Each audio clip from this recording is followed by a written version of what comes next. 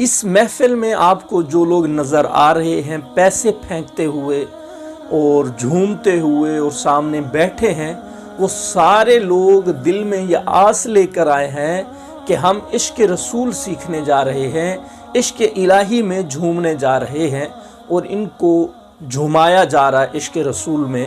انا للہ و انا الیہ راجعون۔ اللہ پاک ہماری ان لوگوں سے حفاظت فرمائے اور ان جیسوں کو ہدایت دے۔ اگر ہدایت نہیں ہے تو ان جیسوں کو اللہ پاک دین کے راستے سے ہٹا کر کسی جو ہے وہ کنجر خانے میں بٹھا دے کہ جہاں پر یہ لوگوں کو اپنا ڈانس اور اپنا یہ ناچنا گانا دکھائیں۔ شریعت میں واز کرتے ہوئے بھی اس طرح یہ ہاتھ مارنا، جس طرح جوش میں آ جاتا ہے بندہ اور اس طرح کے ہاتھ مارتا ہے، وہ بھی درست اور اچھا نہیں ہے۔ اس طرح جب ہاتھ اس طرح مارنا درست نہیں ہے تو ڈانس کرنا کس حد تک درست ہوگا؟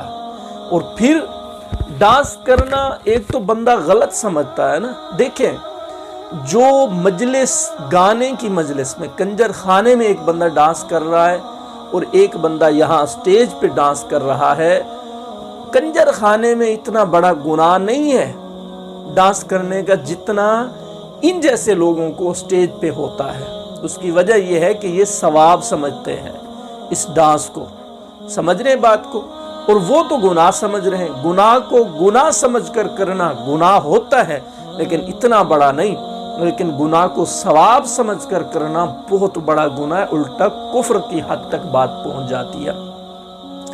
کس طرح یہ ثواب سمجھتے ہیں؟ ایک دفعہ BVH بہاول وکٹوریا ہسپتال بہاولپور کے اندر جو ہے، وہاں پہ ہمارے ایک مریض تھے۔ میں ان کی تیمارداری پہ گیا تو سامنے میں نے دیکھا ایک شخص بیٹھا ہوا ہے، اور مجھے ان کے حلیے سے پتہ چل گیا کہ یہ وہی شخص ہیں جو ہے مسجدوں میں سر پٹکتے ہیں، کپڑے پھاڑتے ہیں، تالیاں بجاتے ہیں، ڈانس کرتے ہیں، یہ سب کچھ کرتے ہیں۔ تو میں اس کے پاس گیا، میں نے کہا یار آپ یہ کیا کرتے ہیں؟ آپ مساجد میں ہم نے دیکھا، آج انٹرنیٹ کا دور ہے، آپ کی ہر جگہ ویڈیو وائرل ہوئی پڑی ہے آپ لوگوں کی، یہ کیا ہے؟ مجھے کیا کہتے ہیں؟ مجھے کہتے ہیں یہ تو بہت زیادہ ثواب کا کام ہے۔ جب ہم سر مار رہے ہوتے ہیں اور جناب جھوم رہے ہوتے ہیں اور مسجد میں اس طرح وویلا کر رہے ہوتے ہیں، اس وقت ہماری ایسی کیفیت ہوتی ہے کہ ہم ڈائریکٹ جو ہے وہ اللہ سے باتیں کر رہے ہوتے ہیں۔ اس طرح کی باتیں، نعوذ باللہ من ذالک، انا للہ و انا الیہ راجعون۔ یہ لوگوں کو گمراہ کرنے والی بات ہے۔ دس از رانگ نمبر، ان سے بچیے۔ مارکیٹ میں اس طرح کی لوگوں کی کمی نہیں ہے۔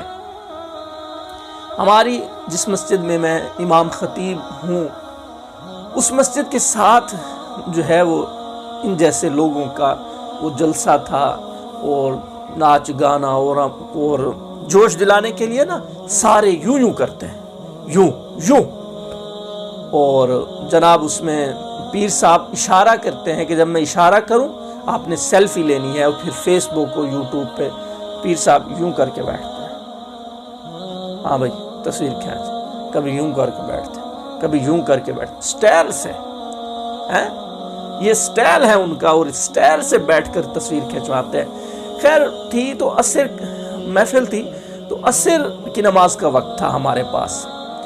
ایک بابا آیا، اس نے کہا قاری صاحب، میں بیٹھا تھا، قاری صاحب، میں نے کہا جی، کہتے ہیں جناب یہ آپ کہتے ہیں حضور اکرم صلی اللہ علیہ وسلم اس محفل میں نہیں آ سکتے، اس جگہ پہ نہیں ہیں، صرف روضہ رسول کے اندر ہیں۔ میں نے کہا ہاں میں کہتا ہوں۔ کہتے ہیں یہ آپ غلط کہتے ہیں، ہمیں ابھی مولانا صاحب نے بتایا ہے جو ادھر آئے ہوئے تھے کہ تمہاری نماز ان لوگوں کے پیچھے نہیں ہوتی جو حضور اکرم صلی اللہ علیہ وسلم کو ہر جگہ پہ نہیں مانتے۔ میں نے کہا کوئی دلیل؟ کہتے ہیں ہاں انہوں نے ہمیں دلیل دی ہے، دے کر بھیجا ہے، اور یہ کہا ہے کہ جناب شیطان کو آپ ہر جگہ پہ مانتے ہیں لیکن حضور اکرم صلی اللہ علیہ وسلم کی ذات کو ہر جگہ پہ کیوں نہیں مانتے؟ تو وہ کہنے لگے حضور اکرم صلی اللہ علیہ وسلم کی ذات سب سے بڑی ذات ہے مخلوقات میں، اللہ کے بعد سب سے بڑا رتبہ حضور اکرم صلی اللہ علیہ وسلم کا ہے، اگر وہ شیطان ہر جگہ پہ ہو سکتا ہے تو نبی کی ذات ہر جگہ پہ کیوں نہیں ہو سکتی؟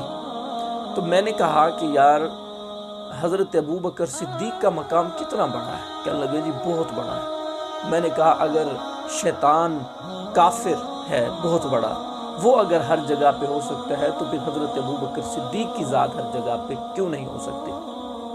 پھر اس کی آنکھیں، پھر میں نے اگلی بات کی، میں نے کہا اگر شیطان ہر جگہ پہ ہو سکتا ہے تو حضرت علی رضی اللہ تعالیٰ ہر جگہ پہ کیوں نہیں ہو سکتے؟ میں نے کہا اس سے بڑھ کر کہیں آپ تو 5 وقت کے نمازی ہیں نا، اچھے مسلمان ہیں، اگر شیطان جو سب سے بڑا گناہگار ہے جس نے ایک سجدہ بھی نہیں کیا وہ ہر جگہ پہ ہو سکتا ہے، جو دن میں اتنے سجدے کرتا ہے وہ ہر جگہ پہ کیوں نہیں ہو سکتا؟